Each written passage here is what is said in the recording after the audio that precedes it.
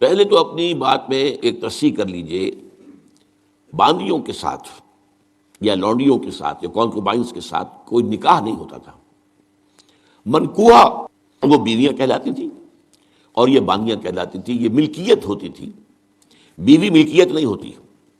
بیوی تو ایک سوشل کانٹریکٹ کے تحت آپ کے ساتھ آتی ہے، زندگی گزارتی ہے، اس کی مرضی کے بغیر اس کا نکاح نہیں ہو سکتا، اس کی اجازت سے نکاح ہوا ہے، اور بیوی جو ہے اس کو یہ حق بھی حاصل ہے کہ وہ کبھی چاہے تو آپ سے سیپریشن جو ہے وہ حاصل کر لے۔ لیکن یہ جو ملکیت کا تصور ہے اس میں یہ چیزیں نہیں ہیں، نہ اس میں نکاح ہے، نہ اس میں کوئی وراثت کا حصہ ہے، بلکہ وہ تو خود وراثت میں منتقل ہو جائیں گی۔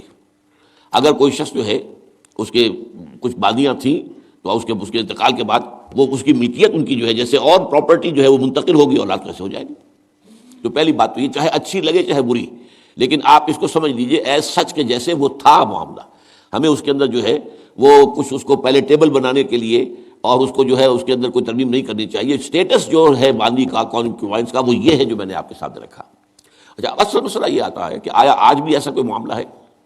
آج ایسا کوئی معاملہ موجود نہیں ہے۔ اور یہ لونڈیاں ہوتی تھیں حضور کے زمانے میں صرف وہ جو میدان جنگ میں مال غنیمت کے طور پر آتی تھی۔ آپ ایک جنگ ہوئی ہے، فرض کیجئے جنگ بدر ہوئی ہے، جنگ بدر میں اب جب کہ کفار کو شکست ہو گئی ہے تو آپ کو معلوم ہے ان کے جو اونٹ تھے وہ 900 اونٹ لے کر آئے ہوئے تھے، وہ سارے تو ابھی کھائے نہیں گئے تھے۔ اب وہ گویا کہ وہاں پر مال غنیمت ہے، ان کے گھوڑے اگر وہ بچے ہوئے تو مال غنیمت ہے، وہ جو آدمی بھاگتا وہ اپنا اسلحہ بھی پھینکتا جاتا ہے تاکہ بھاگے اور جان بچائے، یہ سب کیا ہے؟ مال غنیمت ہے۔ ایسے ہی اگر وہاں کوئی عورتیں بھی آئی ہوں، میرے علم میں نہیں ہے کہ بدر میں آئیں یا نہیں آئیں، احد میں تو آئیں، لیکن بدر کے بارے میں مجھے یقین کے ساتھ معلوم نہیں ہے، لیکن اگر عورتیں بھی آئی ہوں تو وہ باندیاں ہوں گی، وہ تقسیم ہو جائیں گی۔ یہ جو اصل غلام کا اور باندی کا تصور ہے اسلام میں، یہ پی او ڈبلیو کا حل ہے، prisoners of war, what to do with them. یا تو اب آپ جو ہے بڑے بڑے جو ہے کنسنٹریشن کیمپس قائم کر دیجئے، ان میں پڑے سڑ رہے ہیں، وہ سب کے سب جو ہے کنسنٹریشن کیمپس کے اندر ہوتے ہیں۔ اب وہاں پر ان کا کیا معاملہ ہے؟ تو ان کے لیے اگر وہ مرد ہیں ان کے لیے ان کی کوئی جنسی تسکین کا کوئی سامان نہیں، اگر عورتیں ہیں ان کی جنسی تسکین کا تقاضے کا کوئی سامان نہیں۔ ہاں، کھانے پینے کو تو ظاہر بات ہے کچھ نہ کچھ راشن واشن جو ہے وہ تو جو بھی دنیا میں پی او ڈبلیوز کا معاملہ ہوتا ہے کھانے پینے کو دیا جاتا ہے۔ اسلام نے یہ کیا ہے کہ بجائے اس کے کہ پی او ڈبلیوز جو ہیں وہ اسلامی بیت المال پر بوجھ بن جائے، انہیں ایبزارب کرو معاشرے کے اندر، انہیں تقسیم کر دو لوگوں کے اندر، اور ان کی حیثیت غلام کی اور باندی کی ہوگی۔ انہیں آپ کو کھلائیں بھی وہ حضور فرماتے جو خود کھاتے وہ کھلائیں، جو خود پہنتے ہو وہ پہناؤ، اچھے سے اچھا سلوک کرو۔ پھر ان کی ایمینسیپیشن کا ایک سلسلہ شروع کر دیا گیا، فلاں اگر تم سے گناہ ہو گیا ہے تو کفارہ یہ ہے ایک غلام آزاد کر دو، قتل خطا ہو گئی ہے، وہاں تم سے غلطی سے تمہارا ارادہ نہیں تھا، کوئی تمہارے ہاتھوں مارا گیا ہے، گولی چل گئی تم سے اور کوئی شخص جو ہے وہ مر گیا ہے، اس کے لیے بھی وہ غلام جو ہے آزاد کرو۔ گناہوں کے کفارے میں غلاموں کو آزاد کرنا، پھر غلاموں کو آزاد کرنے کی تلقین، نصیحت، پرسویشن، یہ نیکی کا بہت بڑا کام ہے، غلام کو آزاد کرو۔ یہ ساری چیزیں جو ہیں اس کے ذریعے سے ایک دفعہ انہیں سوسائٹی میں جذب کرنے کے بعد وہ علیحدہ ایلیمنٹ نہیں رہے، اب سوسائٹی کا حصہ بن گئے، وہ ایک گھر کے اندر ہے، وہاں رہتے ہیں، ان کے ساتھ جو ہے ان کے مالک ہیں، اور اسی طریقے سے ان کو رفتہ رفتہ ان کی ایمینسیپیشن کا بندوبست کیا اسلام نے۔ اور اس میں آپ کو معلوم ہونا چاہیے اس درجے ایمینسیپیشن ہوئی ہے کہ ایک وقت ایسا تھا عالم اسلام میں ساری حکومتیں غلاموں کی تھیں۔ مڈل ایسٹ میں ممالک کی حکومت، مملوک کہتے ہیں اس کو کہ جو کسی کی ملکیت ہے، غلام ہے، ممالک بڑے بادشاہ ہوئے۔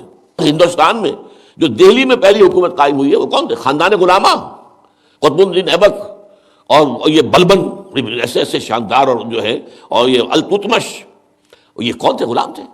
ہمارے بڑے بڑے دین کے علماء ائمہ غلام، چنانچہ بڑے علماء اساتذہ غلاموں میں سے۔ تو اسلام نے یہ راستہ اختیار کیا ہے۔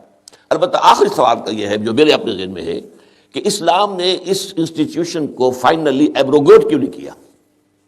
ایبروگیشن جیسے آپ کو معلوم ہے سود کا معاملہ چلتا رہا، آخر میں آ کے سن 9 میں فائنلی طے کر دیا گیا حرام، اب اس کے قریب مت پڑھو۔